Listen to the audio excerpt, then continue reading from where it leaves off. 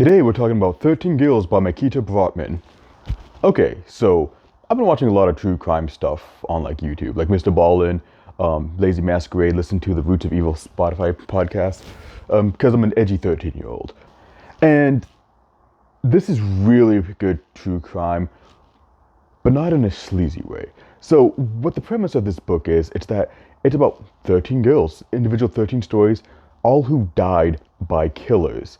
However, it doesn't necessarily take place in the perspective of the woman or the killers. It takes place in more of the perspective of the people who are associated with them, the family members, the friends, boyfriend, girlfriend, lovers, and stuff like that.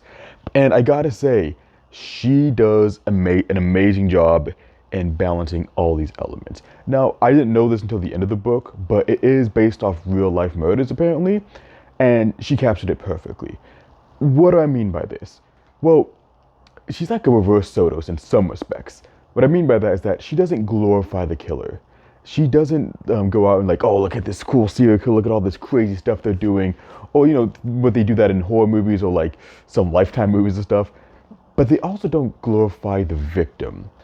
She's very open about the victim's past, about their little dispositions and stuff like that. They're not saints, but she doesn't show them as evil. For instance, like one woman is a prostitute and she'll be upfront about that. And like, you know, she's a prostitute and everything. Like another character's talking about like, oh, she's a prostitute. I know she was there. She'd do the cleaning lady, but she was also a prostitute. It doesn't surprise me and everything like that.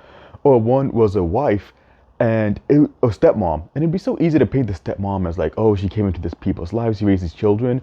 But she talks about the fact that the stepmom was neurotic, was kind of an asshole, and just downing on the family, but it doesn't take away from the effects of her death, and because she goes missing and the family's freaking like, oh my god, where is she? Or there's a foreign woman who gets, and she does a little stuff where she talks about the cats being dirty, which I disagree with, and also like, I don't understand these white people, and I'm only friends with my people over here. So showing all these aspects of the victim and not glorifying the killer, well, the killer just kind of more incidental in some respects, it gives you a realistic view of these crimes. But the beautiful thing about that, despite its heavy realism, the emotional element is still very present and very oppressing. You really feel the tragedy of these crimes, the unfairness. Even if they are not the best people, they don't have to be for you to recognize how unfair these crimes are. And also, with a lot of the crimes, what makes them scary is that some of them, it's just a normal story, just a normal background, and then the person just disappears. That's scary. That's what makes these killings scary. Or sometimes it just seems so evident that, you know, yeah, this person's on a one-way track to death. Oh, they died. Yeah, and they surround themselves with these people. That's what happened. Sometimes, like, hey, you think it's these people that are going to kill her. Like, there's one story where you think it's like either the teacher or this abusive guy she went on a date with who proposed to her on the second date. Oof.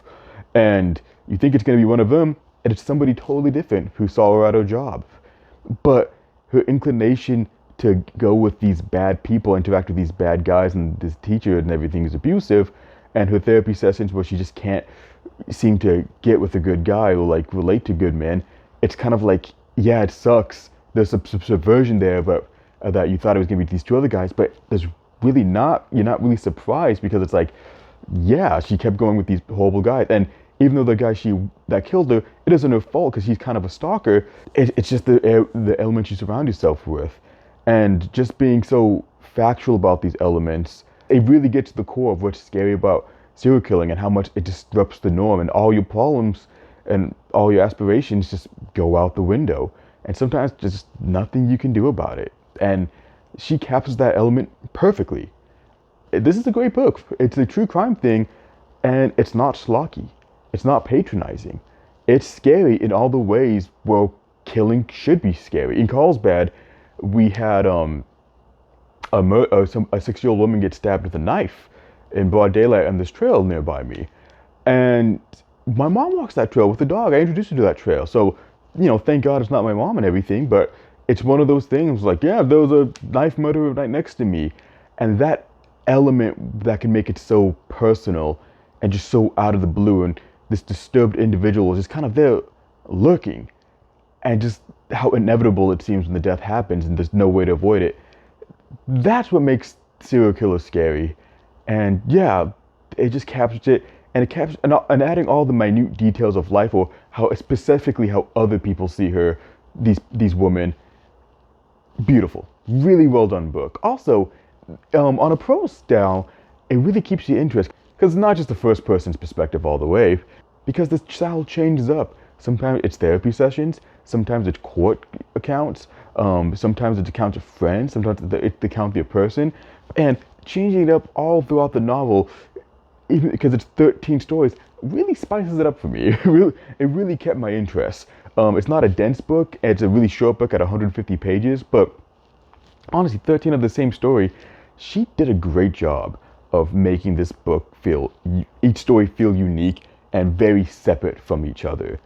Also, I'm really digging this thing that I saw with New Juche, where they include black and white photographs in the novel, and I'm digging that. Like, look at this photo of a bag in the car, which does relate to the story. This is like the scariest photo, and it really sets the mood in a way I really want to see more in books.